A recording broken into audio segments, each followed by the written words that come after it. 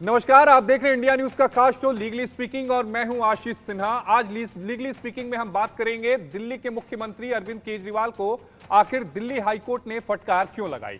Delhi high court नीति case में गिरफ्तारी के बावजूद इस्तीफा न देकर व्यक्तिगत हित को राष्ट्रहित से ऊपर रख दिया। एक्टिंग चीफ जस्टिस मनमोहन और जस्टिस मनप्रीत प्रीतम सिंह अरोड़ा की डिवीजन बेंच ने तीखी टिप्पणी करते हुए कहा कि दिल्ली सरकार की दिलचस्पी सिर्फ सत्ता में बने रहने को है। सोशल ज्यूरिस्ट नाम संगठन खींचतान के कारण बच्चे टीन शेड में पढ़ने को मजबूर हैं। हाईकोर्ट ने दिल्ली सरकार में शहरी विकास मंत्री सौरभ भारद्वाज पर भी तल्ख टिप्पणी की। कोर्ट ने कहा कि सौरभ ने छात्रों की हालात पर आंखें मूंद ली हैं। आज इसी विषय पर हम चर्चा करेंगे। हमारे साथ हमारे 3 खास मेहमान जुड़ेंगे। हमारे साथ अशोक अग्रवाल जी जुड़ेंगे जो इस मामले में। अशोक अग्रवाल जी, मैं आपके पास आना चाहूंगा।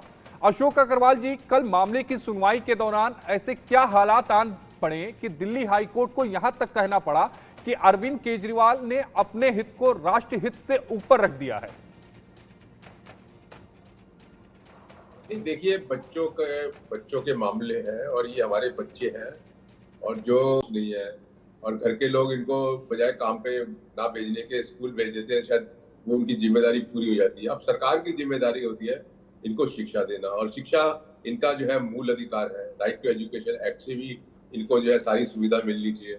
अभी दुख की बात यह है कि ये सेशन 24-25 का शुरू हो गया है तो 10 लाख बच्चे जो दिल्ली सरकार में पहली क्लास से 8वीं तक हैं और जो एमसीडी में पहली क्लास से 5वीं तक हैं, उनको पिछले साल भी जो है यूनिफॉर्म नहीं मिली है। एमसीडी के अंदर 5 लाख बच्चों को है और किताबें नहीं मिली है 2-2.5 लाख बच्चों को है। राइटिंग मटेरियल नहीं मिला है क्योंकि वो कहते हैं अकाउंट नहीं खुला है। 70,000 के करीब दिल्ली गवर्नमेंट के अंदर बच्चे हैं जिनके कहते हैं अकाउंट नहीं, अभी तक किताबें नहीं मिली है। तो बगैर किताबें मैं स्कूल में जाता हूँ, देखता हूँ बच्चे जो खाली बैठे हुए हैं, किताब ही नहीं है उनके पास। तो ये इशू लेकर जो है सरकार कोर्ट जो है वो काफी गंभीर हो गई। और जब कोर्ट ने दिल्ली सरकार से पूछा कि भाई तुम ये समस्या को हल करो, तो कहने लगे क्योंकि स्टैंडिंग कमेटी नहीं बनी। तो कोर्ट ने कहा कि ऐसे तो वैक्यूम क्रिएट हो गया और ये हम नहीं देख सकते, वैक्यूम का कोई मतलब नहीं है, तो हम इसमें एक्शन लेंगे। तो अब मुझे उम्मीद है कि सोमवार को कोई बहुत ही सरप्राइज करने वाला जो है, चौंकाने वाला कोई फैसला आने वाला है। अशोक जी, जो हाईकोर्ट के ऑब्जर्वेशन थे वो मैं अपने दर्शकों को बता दूं। हाईकोर्ट ने कहा कि आपको केजरीवाल ने राष्ट्रहित को निजी हित को प्राथमिकता दी है, ना कि राष्ट्रहित को प्राथमिकता दी है। ये टिप्पणी कब की अशोक जी? ये कल ही टिप्पणी करी उन्होंने जब वो मजबूर हो गए कि भाई ये तो कुछ करने वाले हैं नहीं है और बच्चों को हम देख नहीं सकते हैं ये क्योंकि फंडामेंटल राइट वायलेट हो रहे हैं। तो उनको इस सिचुएशन के अंदर और दिल्ली सरकार और एमसीडी कुछ करने को तैयार नहीं है, तो ऐसी स्थिति में उन्होंने ये टिप्पणी करी। स्वाभाविक है ये और ये सही बात है कि बच्चों का इंटरेस्ट तो अब बच्चों का इंटरेस्ट देखें तो पिछले साल ही इनको यूनिफॉर्म नहीं दिया आपने के पास, तो आप प्रमोट कैसे कर देते हो? इसका मतलब आप सिर्फ ड्रामा कर रहे हो। जो आप एडवर्टाइजमेंट देते हो कि हम वर्ल्ड क्लास स्कूल है, तो सच्चाई तो बिल्कुल उल्टी है इसकी। यहाँ तो अशोक सर, क्या ये माना जाए कि ये केवल बात विज्ञापन तक ही सीमित है क्या? नहीं, ये टोटली विज्ञापन ही है। लेकिन आप देखिए ना, यहाँ कम से कम 1 लाख बच्चा जो नॉर्थ ईस्ट के अंदर है, वो पिछले 3 साल से उनके साथ क्या जाती हो रही है कि बच्चों को या तो 2 घंटे के लिए पढ़ाई के लिए बुलाते हैं या अल्टरनेट डेज के लिए बुलाते हैं जी। अब आप समझो कि उनकी पढ़ाई का पिछले 3 साल से क्या हुआ होगा, कितने फेल हो गए बच्चे। ये तुम्हारी जिम्मेदारी है नए स्कूल बनाना, वो तुम कुछ करने वाले नहीं हो, इसलिए वो एडवर्टाइजमेंट में बिजी है ना। वो जिस बदलाव की बात कर रहे थे वो बदलाव ग्राउंड पर दिख नहीं रहा है। संजय पाठक जी, एक दौर मुझे याद है जब एमसीडी में बीजेपी हुआ करती थी, सब सरकार की तरफ से ये कहा जाता था, दिल्ली सरकार की तरफ से, कि ये बीजेपी वाले हमें काम नहीं करने। मनोज जी, किसकी सरकार थी क्या थी उस पर तो मैं टिप्पणी नहीं करना चाहूँगा। लेकिन पहले मैं एक करेक्ट कर दूं, आपने थोड़ी देर पहले एक स्टेटमेंट दिया कि चीफ जस्टिस साहब ने ये कहा कि केजरीवाल इस्तीफा नहीं देके देश के खिलाफ काम कर रहे हैं, तो ऐसा नाम लेके उन्होंने कोई टिप्पणी नहीं की। उसका अर्थ आप निकाल सकते हैं। अब हम आते हैं असली मुद्दे पे। एक स्वायत्त शासी संस्था है जिसका निर्माण एमसीडी एक्ट के तहत हुआ है। उस एक्ट के तहत 3 तरह की अथॉरिटी है, एक स्टैंडिंग कमेटी, दूसरी वार्ड्स कमेटी और तीसरा होता है कमिश्नर। तो स्टैंडिंग कमेटी और वार्ड कमेटी तो ये चुने हुए जो इलेक्टेड रिप्रेजेंटेटिव हैं इनसे बनती है, लेकिन जो कमिश्नर है उसका सरकार की, क्योंकि एमसीडी एक्ट में स्टैंडिंग कमेटी को बहुत सारी पावर है। एक तरह से कहिए कि वो मूलभूत पॉलिसी लेइंग डाउन बॉडी है, और बजट वगैरह उसका देना, पैसे खर्च करना, ये सब जब स्टैंडिंग कमेटी अथराइज करती है तो कोई भी पैसा कमिश्नर निकाल सकता है। ये फाइनेंशियल मैटर है, तो इसमें थोड़ी दुविधा और परेशानी तो है। कोई भी आदमी कभी भी चाहे कोई भी पैसा नहीं निकाल सकता, वो कानून की प्रक्रिया का पालन करेगा। लेकिन एक बार जब एमसीडी चुनाव हो गए और चुनाव होने के बाद इनकी जिम्मेदारी थी, जो लोग चुन के आए, कि वो, और जो ये जवाब था जिसकी वजह से कोर्ट का क्रोधित होना या दुखी होना स्वाभाविक था, कि आप ये बोलें कि जी हमारा चीफ मिनिस्टर अवेलेबल नहीं है इसलिए पॉलिसी पैरालिसिस हो जाएगा। तो ऐसा तो हो नहीं सकता। पहली चीज तो चीफ मिनिस्टर का यहाँ कोई सीधा सीधा रोल नहीं है। ये जो कमेटीज स्कूल है और कक्षा 1 से लेके 8 तक बच्चों को शिक्षा का मूलभूत अधिकार है जो हमारे संविधान में दिया गया है, तो ये उन बच्चों के मूलभूत अधिकारों का प्रश्न है। तो कोर्ट का चिंतित होना स्वाभाविक है। इस वजह से ये तीखी टिप्पणियां आई। बात धन की है, वो आपके चीफ अकाउंट ऑफिसर के जरिए हो सकता है। इसमें ऐसी कोई समस्या नहीं है कि आपका चीफ मिनिस्टर। संजय पाठक जी, मैं दिल्ली सरकार के वकील का स्टेटमेंट पढ़ के आपको सुनाता हूं जो उन्होंने अदालत में कहा। दिल्ली सरकार के वकील ने कहा कि सौरभ भारद्वाज से उन्हें निर्देश मिला है कि एमसीडी की स्थायी समिति की गैर मौजूदगी में किसी उपयुक्त पदाधिकारी को शक्तियां सौंपने के लिए मुख्यमंत्री की सहमति की जरूरत होगी, जो अभी हिरासत में है। और ये टिप्पणियां जो उनकी सहमति के नहीं हो सकती। देखिए, हर विभाग, भले एमसीडी हो, उसका कोई एक नोडल मिनिस्ट्री होगी, और जो मुख्यमंत्री दिल्ली के हैं उनके पास कोई मिनिस्ट्री नहीं, ये तो सबको पता है। तो कोई ना कोई मिनिस्टर इंचार्ज है जो इस पर निर्णय ले सकता है। और अगर वो निर्णय नहीं ले सकता है तो आप बच्चों की पढ़ाई जैसे जो उनका संवैधानिक मूल्य करेगा, वो पैसा निकालेगा और खर्च करेगा। अब चूंकि एमसीडी का कमिश्नर सेंट्रल गवर्नमेंट से अपॉइंट किया हुआ, यहाँ पे देखिए एक बड़ी मूलभूत समस्या इस वजह से आ रही है। केंद्र सरकार और दिल्ली सरकार के बीच में टसल जग जाहिर है, जिसको आप एलजी वर्सेस दिल्ली गवर्नमेंट कह सकते हैं। तो यहाँ पे ये समस्या आ रही है कि अगर, क्योंकि समस्या देखिए, हम इनको वर्दी दे रहे हैं और इनको ये दे रहे हैं, हमारा नाम हो जाए। अगर वो सीधे सीधे आपके कमिश्नर के जरिए पैसा जाता है और काम होता है, तो एलजी क्लेम कर सकते हैं कि केंद्र सरकार के जरिए देखिए इतना बढ़िया काम हो रहा। तो भाई, क्रेडिट के लिए आप मत लड़िए। मतलब एक कानूनविद होने के नाते, कानून के जानकार होने के नाते मैं कहूंगा कि बच्चों की पढ़ाई जैसे विषय पे ये क्रेडिट की लड़ाई नहीं होनी चाहिए। एलजी पर फोड़ रही है, कह रही है कि नहीं भाई, एलजी साहब की वजह से ही ये सारी चीजें, दिक्कतें आ रही हैं। अब एलजी साहब की भूमिका यहाँ पर कहां से आ रही है, दर्शकों को ये समझाइए आप। बिल्कुल, देखिए यहाँ पर मैं आपको ये बताना चाहूँगा, जैसा कि अभी संजय जी ने कहा कि राइट टू एजुकेशन एक मूलभूत अधिकार है। तो ये जो सेंटर की और जो दिल्ली सरकार की जो आपस की लड़ाई है, इसमें किसी भी तरह बच्चों के भविष्य पर असर नहीं आना चाहिए। आप देखिए, फ्राइडे को जब कोर्ट में हियरिंग के समय अपना रुख पलटते हुए बोला कि even a formal request of the municipal commissioner would do without any civic standing committee. तो ये है, अब दिल्ली के ऊपर डाल रही है ये सेंटर पर, क्योंकि जो म्युनिसिपल कमिश्नर है वो एक आईएएस ऑफिसर है, वो केंद्र द्वारा निर्धारित होते हैं। तो यहाँ पर ये जो आपस की टसल है, इसको लेकर यहाँ बच्चों के भविष्य के साथ खिलवाड़ कर रहे हैं। अब यहाँ पर जैसा माननीय कोर्ट ने ये बोला कि आप अपने निजी हितों को आप सर्वोपरि रख रहे हैं और आप अपने राष्ट्र हित को आप नीचे कर रहे हैं। बिल्कुल ये बात सही है। देखिए, अगर आप पहले भी अगर देखिए हमारे भारत के इतिहास में, अगर आप एक बार आप जेल के अंदर जा चुके हैं, आपको पता है कि प्रैक्टिकली, चलिए ये कोई मैंडेटरी रूल नहीं है कि आप चीफ मिनिस्टर पद से रिजाइन कर दें, लेकिन अगर आप लालू जी के टाइम पर देखिए या ये सोरेन वाले टाइम पर देखिए, तो आपको रिजाइन करके किसी दूसरे को कुर्सी देना इसलिए जरूरी हो जाता है क्योंकि प्रैक्टिकली पॉसिबल ही नहीं है कि हर मीटिंग के लिए और हर अप्रूवल के लिए जेल में आपसे जाके उसका अप्रूवल लिया जाए, सिग्नेचर लिए जाए, फाइलें दिखाई जाए।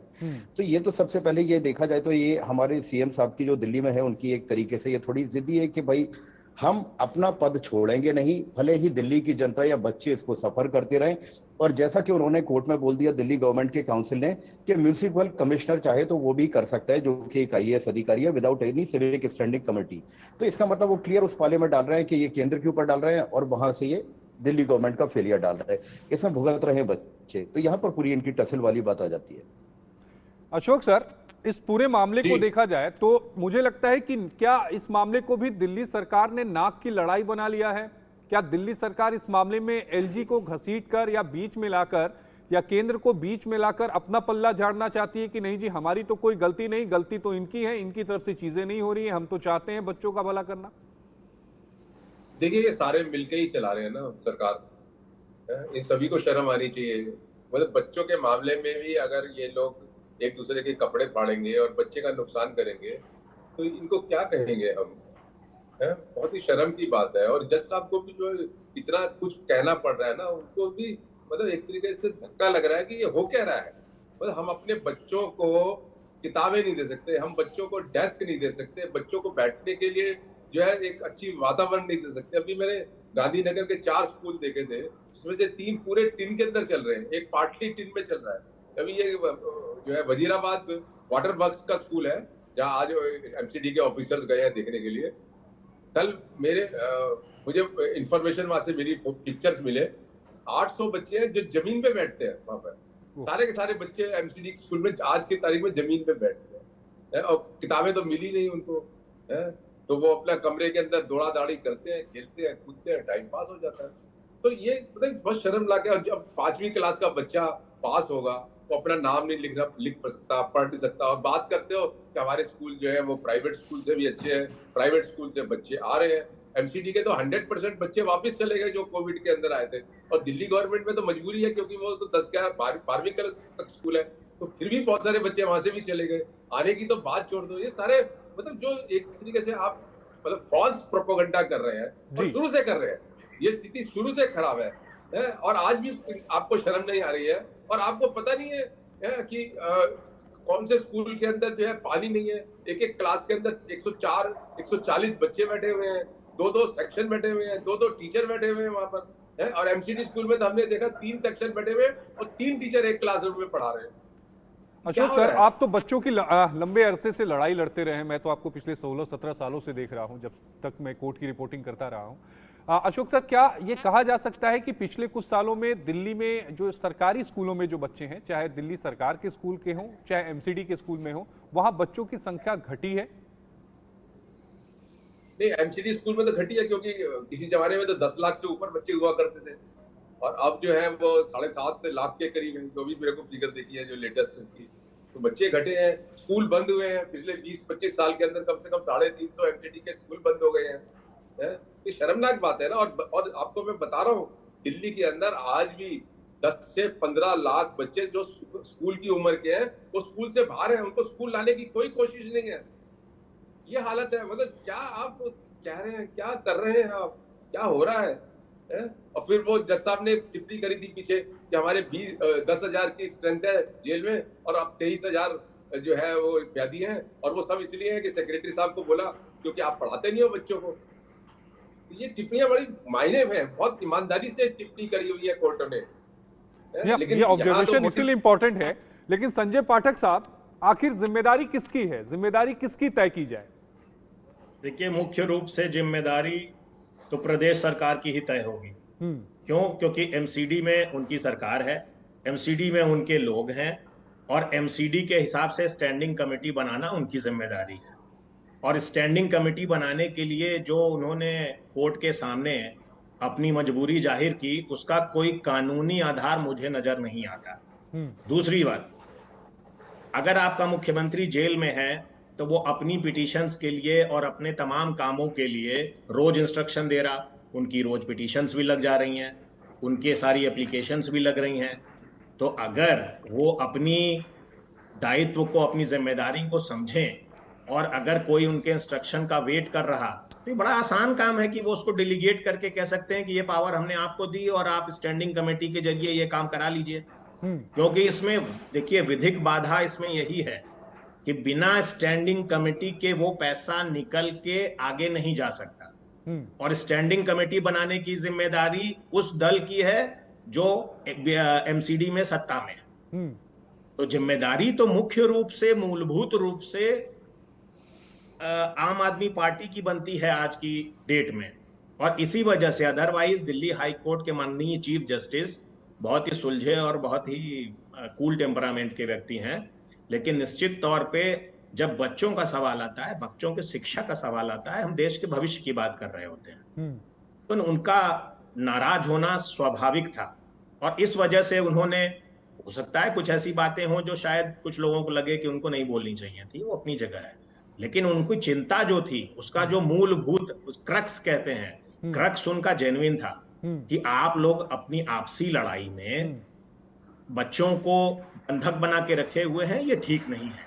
बच्चों को उनका मूलभूत शिक्षा का अधिकार पूरी तरह से प्रोवाइड करने के लिए आपको आउट ऑफ द वे जाके काम करना चाहिए। आप भूल जाइए क्या तरीका दिया हुआ है।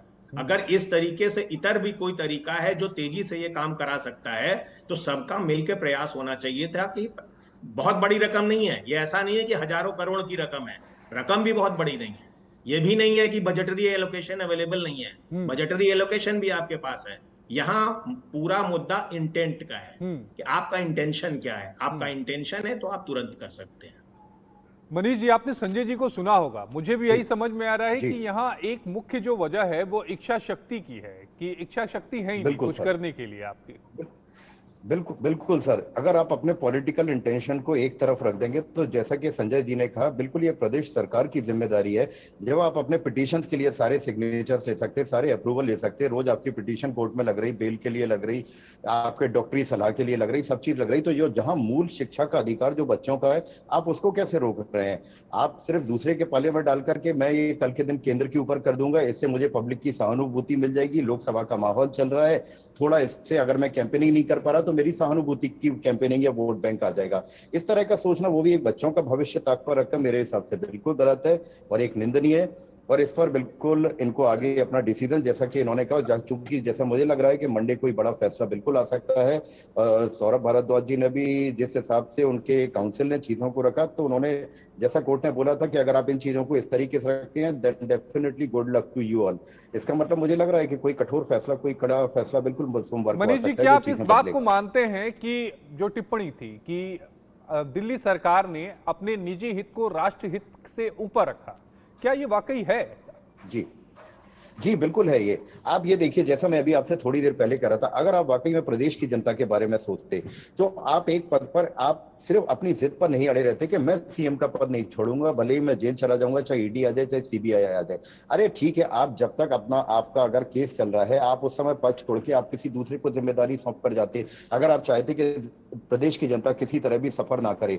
आप अगर सच होते, सत्य होते, अपने सही राह चलने वाले होते, कल के दिन कॉन्विक्शन आपका नहीं आता। लेकिन आप भी जानते हैं कि जो भी आपका केस है या जो भी इन चीजों में आगे चल रही है, जिनकी जांच भी आगे चल रही है, कम से कम आप अपना पद तो छोड़ते, जिससे जनता ना भुगतती। आज एक फाइनेंशियल अप्रूवल के लिए प्रदेश जनता को परेशान होना पड़ रहा है, आप वो प्रदेश जनता की सहानुभूति लेने के लिए आप केंद्र पर डाल दे रहे हैं। अरे अल्टीमेटली कौन भुगत रहा है? एमसीडी आपकी है, दिल्ली सरकार आपकी है, सब कुछ आपके पास है, फिर भी आप अगर नहीं कर पा रहे तो मैं कहूंगा ये सहानुभूति की बात नहीं है, बल्कि ये तो आपका बहुत बड़ा फेलियर है कि आप पूरी कॉन्स्टिट्यूशनल मशीनरी होते हुए नहीं कर पा रहे हैं।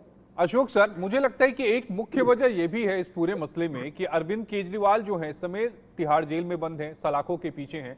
क्या आपको लगता है कि जेल से सरकार चल सकती है? बहुत ही कॉन्स्टिट्यूशनल पोजीशन होती है, एक रोल होता है, चाहे वो कोई उसके पास कोई डिपार्टमेंट नहीं हो, लेकिन कैबिनेट की मीटिंग करनी है तो क्या बगैर अपनी तो बेल ले नहीं पा रही है, इन्होंने कहा सिस्टम ही पैरालाइज कर दो, जनता इनके साथ नहीं है, तो गवर्नमेंट को पैरालाइज कर दिया है। इसलिए ये रिजल्ट हो रहा है कि बच्चों को किताबें नहीं मिल रही हैं। और दूसरा ये है कि मेरा जो अनुभव बच्चे हैं, इसलिए एक पूरा का पूरा भेदभाव वाला जो फीलिंग है ना, वो भी पूरी तरीके से नजर आता है। तो ये जो आम आदमी पार्टी वाले इतना प्रोपेगेंडा करते हैं कि हमें चिंता है, तो चिंता तो इनमें और इसमें उसमें और दुनिया भर का प्रोपेगेंडा कर रहे हैं, डेली प्रोपेगेंडा कर रहे हैं। करोड़ों रुपया आपने एडवर्टाइजमेंट पे खर्च कर दिया और आपके बच्चे टूटे हुए डेस्क के ऊपर बैठे हुए हैं, पानी नहीं है, गंदगी है, पंखे नहीं चल। मुझे लगता है भारतीय इतिहास में पहली बार है कि कोई मुख्यमंत्री जेल से अपनी सरकार चला रहा है। हमने कई उदाहरण देखे, चाहे जयललिता हो, चाहे BS येदियुरप्पा हो, चाहे हेमंत सोरेन हो, चाहे लालू प्रसाद यादव, इस पे तो हम चर्चा कर ही रहे हैं। जो दूसरे दिल्ली में मुद्दे हैं, चूंकि गर्मियां पड़ी हैं, आने वाले समय में बिजली संकट भी होगा, पानी की समस्या भी होगी। दिल्ली के कई ऐसे इलाके हैं, संगम विहार वगैरह, जहां पर टैंकरों से पानी पहुंचाया जाता है। सवाल में बहुत सारे सवाल हैं। तो पहला जो आपने ये कहा कि ये हमारे देश का शायद पहला मामला है जिसमें कि कोई मुख्यमंत्री जेल में है और उसकी सरकार बाहर चल रही है। इस बात में बिल्कुल सच्चाई है कि सरकार चलाने के लिए जिस तरह का समय देना और जिस तरह का इन्वॉल्वमेंट चाहिए वो जेल में बंद व्यक्ति नहीं देते, इसमें भी कोई दो राय नहीं है। कर सकते हैं, अपना डिप्टी बना सकते हैं, ये सारे ऑप्शन उनके सामने ओपन है।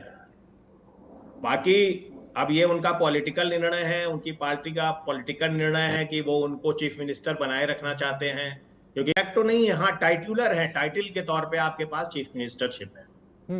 तो निश्चित तौर पे जहां पे ग्राउंड पे आपकी जरूरत है, छोटी छोटी बातें हैं जिनका डिस्कस लेता है, तो निश्चित तौर पे ये चीजें उनको नहीं मिल सकती।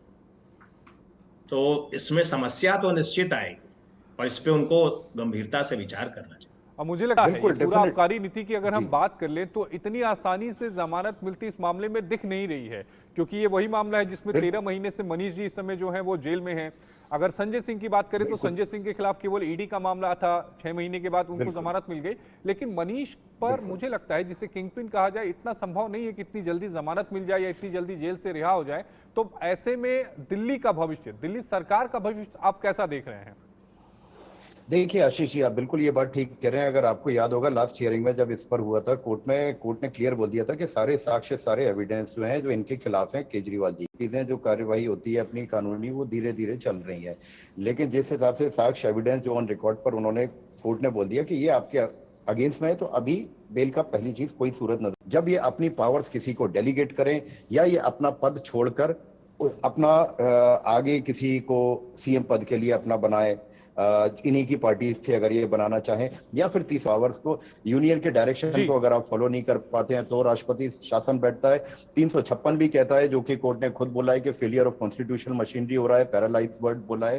तो 356 क्लियर बोलता है कि लेता हूं, समय की कमी है, 1 मिनट बचा है। अशोक सर, सोमवार को क्या कुछ होगा इस पूरे मसले पर? आखिरी सवाल। नहीं, उससे पहले मैं एक चीज ये बताना चाहता हूँ कि ये सिर्फ स्कूल में ही प्रॉब्लम नहीं है। इनके अंदर रहने से दूसरे एक रेजोल्यूशन खुद एक दो, many urgent works of MCD are stalled. This is harmful for the people of Delhi. Due to this, many government works, supply of textbook in schools and medical supplies in schools and health centers for MCD, public parks, public toilets and other facilities have been affected. ये खुद admit किया है, court ने कहा है, आपने तो खुद ही एडमिट किया है। मिलने वाला एक सरप्राइज मिलेगा और मुझे लगता है कि कई डायरेक्शन इस पर आएंगे, क्योंकि बात अब केवल स्कूल तक ही सीमित नहीं रही, क्योंकि कई सारे और फंड्स हैं, कई सारे और काम हैं जिनके लिए फंड जारी नहीं किया गया है। अशोक अग्रवाल साहब आपका, मनीष पाठक जी आपका, और सर आपका संजय पाठक जी, तीनों का जुड़ने के लिए बेहद शुक्रिया। तो हकीकत तो यही है कि 2 लाख से ज्यादा बच्चों को पढ़ने के लिए किताबें नहीं है, यूनिफॉर्म नहीं है, टीन के नीचे बच्चे पढ़ रहे हैं, गर्मियों के हालात आप समझ रहे हैं, और ऐसे में पढ़ाई क्या होगी वो भगवान भरोसे है। लेकिन इंतजार सोमवार का करना होगा, जब हाईकोर्ट इस पूरे मसले पर अपना आदेश सुनाएगा। मत भूलिएगा।